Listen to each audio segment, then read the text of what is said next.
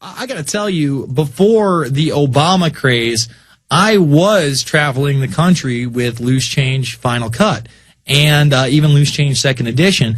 And some of the smartest people that I spoke to were Nation of Islam Muslims. I actually spoke at a couple of mosques. These are the bow tie Farrakhan type Muslims. I don't agree with everything Farrakhan has to say, but these people do know about the Tuskegee experiments. They do know about the Kennedy assassinations, JFK and RFK. They understand what happened to Martin Luther King Jr. They're aware of programs like MK Ultra. So they were ultra receptive to 9/11 truth. Now, in 2003, when they started propping Obama up, I started hearing his name again and again, and I would adamantly point out, well, why are they promoting this guy? This guy's still a state senator. So what I tell people is, look at the path that this man was elected through. We have never had a time in this country when we had a president of the United States that served less than a term as a governor, that served less than a term as a congressman or a senator. In fact, the least qualified president prior to Barack Obama was George W. Bush.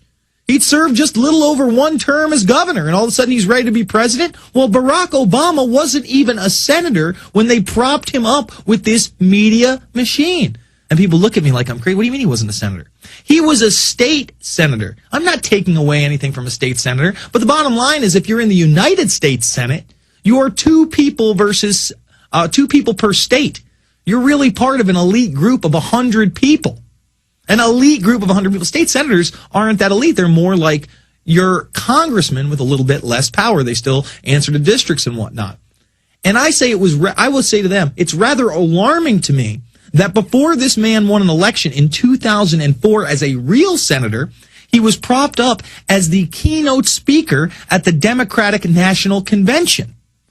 Well, that's kind of odd, isn't it? Then he runs away with his race in a landslide, and he actually only serves half a term as a regular senator, decides to run for president, and then he becomes our president. If that doesn't tell you that this man is an establishment puppet that was set up in 2003 to become the president of the United States in 2008, I don't know what does.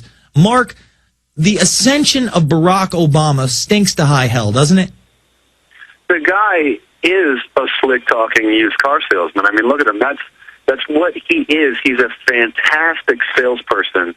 And a lot of, I work in sales. I worked in sales for 10 years, and a lot of salespeople they have the silver tongue. They can just present their product or service in a way that is just so appealing, and often people buy from people that they like. It doesn't even matter if the product or service is really that good. They just have this quality. They can present a quality of being something that someone aspires to or trusts, and they're so convincing. And that's what he is, and that's why he was chosen. Not only that, because he has that ability, but because he would be willing to serve the establishment. And you know as well as I do, and you can look in the writings of Manly P. Hall and some of these guys that openly talk about the invisible empire as if it's a good thing, or they believe that at one time it was a good thing, but then they say that it was corrupted by selfish criminal people, and they sort of hijacked these ancient mysteries and the mystery schools and these fraternities that used to be allegedly good. But, Barack Obama is one of these guys that knew how the establishment works. These people can find out about this information. It's hidden in plain view. You can read Manly P. Hall's books. They've been around since 1928. And then if they're willing to serve the establishment, and if they can do what the establishment wants, what the invisible empire or what the Illuminati, what the Bilderberg Group wants, then they're going to throw all their power, their media, their money behind them. And look at the original writings of Adam Weishaupt, the founder of the Illuminati. They even knew, in late 1700s, that they could use the media back then, which was just printing houses and newspapers and newsletters and books, to attack people, for stuff that they wanted people to know about, bad things. And that's what the media does today at a more advanced level. So Barack Obama is he really is a slick salesman to what he is. And what you're talking about, dates back to Hearst Publications coming out. William Hearst, who's big time into the Illuminati principles. We went out to Hearst Mansion. Oh, my God, you wouldn't believe what you see there. But this is the guy that said, you provide me with the pictures, I'll provide you with the war. We'll be back after this final segment with Mark Dice. It's the InfoWarrior with Jason Bermas, PrismPlanet.tv, Infowars.com.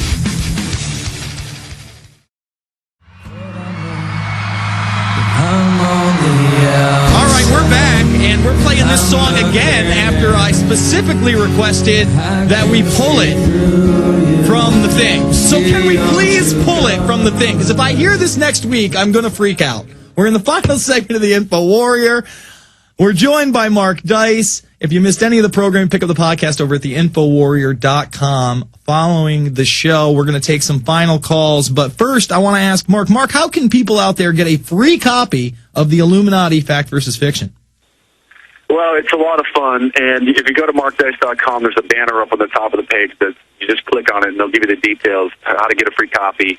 Basically, follow my lead and call in to the radio talk shows, and just all you need to do is get through, and I tell you how to get through in the article. I tell you how I've gotten through just countless times. I don't even record my calls anymore. It's just such a hassle, but you can listen to my calls. A lot of your audience probably has. Just search YouTube for me. You can listen to me calling into Sean Handy, Glenn Beck, all these guys. All you need to do is call into these fools.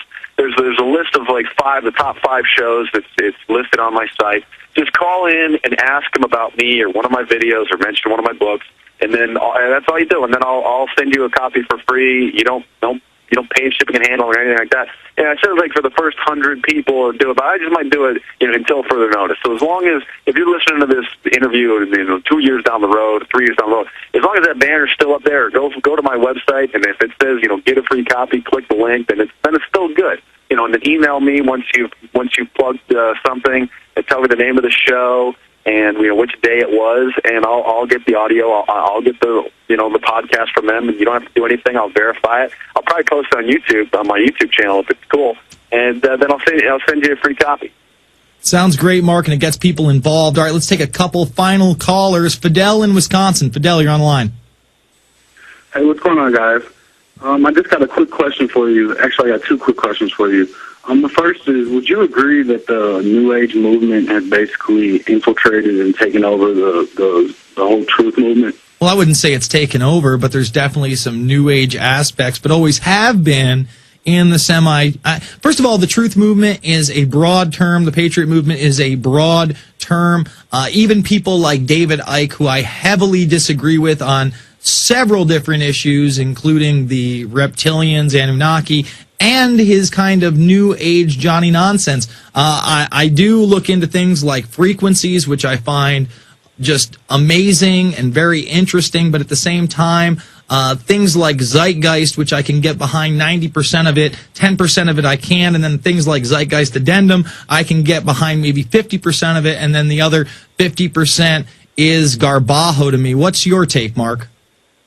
I would agree, and at a time when I'll stand next to a New Ager, an atheist, I don't really care who they are at a tea party. I'll go out and we can all agree on certain issues, and so it doesn't matter what race, religion you are, what brand of truth movement you're involved in.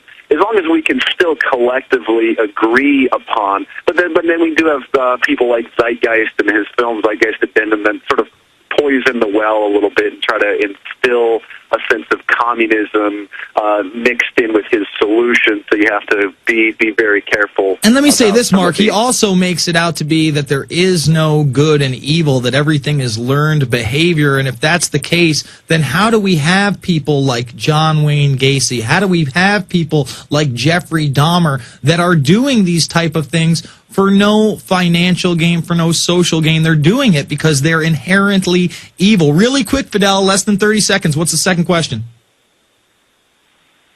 Yes, sir. We drop him? All right, we dropped him. You lied about Phil. All right, we're done with him. Thanks, Fidel.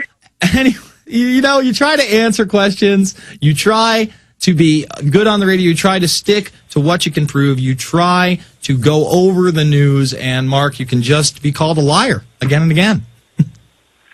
I don't know what he was talking about. He mentioned Bill Cooper. I have my analysis of Bill Cooper in the Illuminati Facts and Fiction. I think I'd probably posted it on the web. You can check my MySpace, and I believe it's posted there. I'm not sure what he was talking about. But it's fascinating how people call people liars, and you work for the opposition or for the Illuminati just because you don't beat on a certain issue all the time, or maybe we don't agree 100% with some of these people. There's a lot of paranoia, a lot of lunatics in our movement, but there are some COINTELPRO people that try to nitpick and take us apart. So